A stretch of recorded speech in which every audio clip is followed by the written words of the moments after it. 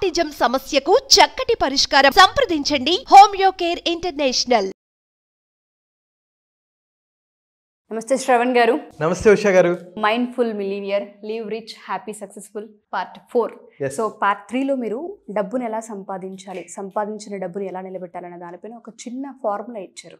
అది చాలా ఇంపాక్ట్ని క్రియేట్ చేసిందండి. ఎందుకంటే ఓకే, మనం ఇంత పూర్గా ఉన్నామా, స్కిల్ పైన మనం ఇన్వెస్ట్మెంట్ చేయాలా, మన పైన మనం ఇన్వెస్ట్మెంట్ చేయడం అంటే ఏంటో కాదు, మన స్కిల్ పైన ఇన్వెస్ట్ చేయాలనేది చాలా క్లియర్గా అర్థమైంది.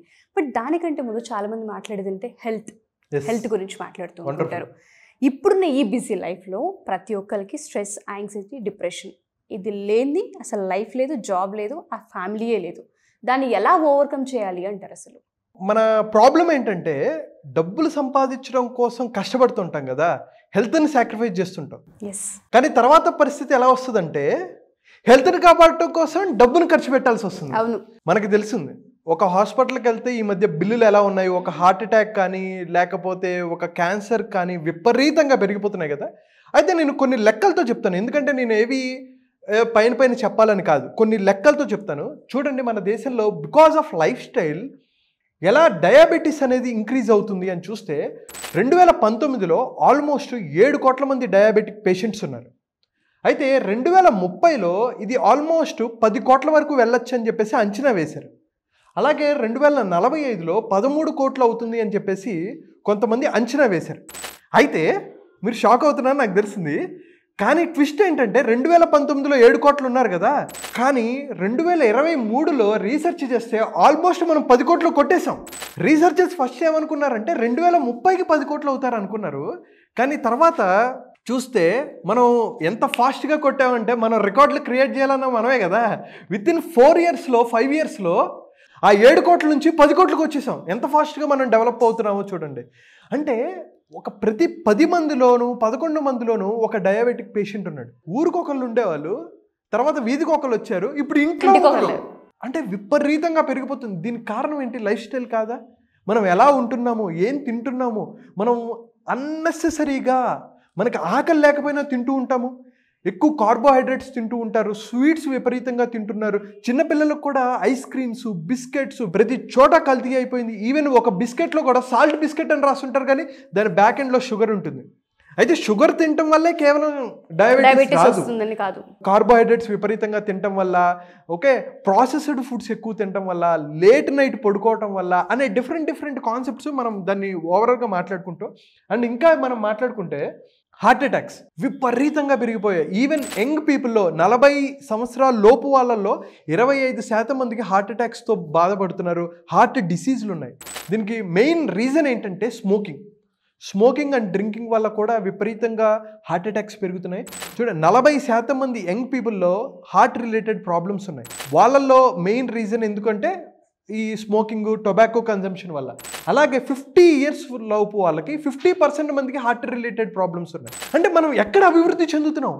నా బాధ ఏంటంటే, సార్ నేను సాధించాలి అని నా దగ్గర కొంతమంది వస్తుంటారు. ముందు హెల్త్ మీద ఫోకస్ చేస్తున్నారా లేదా? మన హెల్త్ ఎప్పుడైతే ఆప్టిమైజ్డ్గా లేదో, మన ఫుల్ ప్రొడక్టివిటీలో పనిచేయకపోతే నీ ప్రొఫెషనల్ లైఫ్ బెటర్ అవ్వాలి అంటే నీ హెల్త్ లైఫ్ అనేది చాలా చాలా ఇంపార్టెంట్. మనం ఎప్పుడైతే ఎనర్జెటిక్గా లేమో, ఎప్పుడైతే నీరసంగా ఉండి ఒక ప్రాబ్లంతో ఇబ్బంది పడుతున్నామో, మనం అనుకున్నది సాధించలేము. అయితే డబ్బు డబ్బు డబ్బు డబ్బు డబ్బు అని చెప్పి పరిగెడుతూ ఈ ప్రాసెస్లో హెల్త్ని సరిగ్గా నిద్రపోరు, సరైన ఆహారం తీసుకోరు, స్ట్రెస్, డిప్రెషను, అన్నెసెసరీ వాటికి యాంగ్జైటీకి గురైపోయి చేస్తున్నారు. Tobacco consumption, night light clubs, ఇవన్నీ అసలు మన బాడీకి ఒక అద్భుతం ఏంటంటే మన బాడీని మనమే హీల్ చేసుకోవచ్చు. ఇవన్నీ అసలు డిసీజెసే కాదు, ఇవి ప్రపంచం అలా చిత్రీకరించింది. డయాబెటీస్ని నువ్వు రివర్స్ చేసుకోవచ్చు ఈజీగా విత్ యువర్ లైఫ్ స్టైల్. అలాగే హార్ట్ ప్రాబ్లమ్స్ ఉంటే కొన్ని టెక్నిక్స్ ద్వారా నువ్వు నీ హార్ట్ని బెటర్ చేసుకోవచ్చు. ఎక్సర్సైజ్ ద్వారా, మెడిటేషన్ ద్వారా, ఫుడ్ వల్ల, పీస్ ఆఫ్ మైండ్ వల్ల, డిఫరెంట్ వాటి ఇవన్నీ మనం మాట్లాడుకుంటాం. అలాగే ఇంకొక పెద్ద భూతం ఏంటంటే క్యాన్సర్. మనం వింటూనే ఉన్నాం, క్యాన్సర్ విపరీతంగా పెరిగిపోతుంది. అలాగే మీరు అన్నట్టు సూసైడ్ రేట్స్ విపరీతంగా పెరిగిపోతున్నాయి. అండ్ ఉమెన్లో ప్రతి 28 మందిలో ఒకరికి బ్రెస్ట్ క్యాన్సర్ వచ్చే అవకాశం ఉంది. వాళ్ళు బాధపడుతున్నారు, సఫర్ అవుతున్నారు. అంటే మగవాళ్ళలో కొన్ని kind of diseases, heart related కానీ, క్యాన్సర్స్ కానీ, డయాబెటీస్ కానీ విపరీతంగా పెరుగుతున్నాయి. అండ్ అలాగే లేడీస్లో కూడా breast related cancer, intestinal cancer, అలాగే కొంతమంది మగవాళ్ళ లివర్ రిలేటెడ్ ప్రాబ్లమ్స్ ఇవన్నీ వస్తున్నాయి. సో కోట్లు మనం సంపాదించి ఆ డబ్బుని మనం ఎంజాయ్ చేయాలి అని అనుకుంటే హెల్త్ ఉండాలి కదా. మనం కనీసం పెద్ద ఇల్లు కట్టుకోవాలని ప్రయత్నిస్తున్నాం.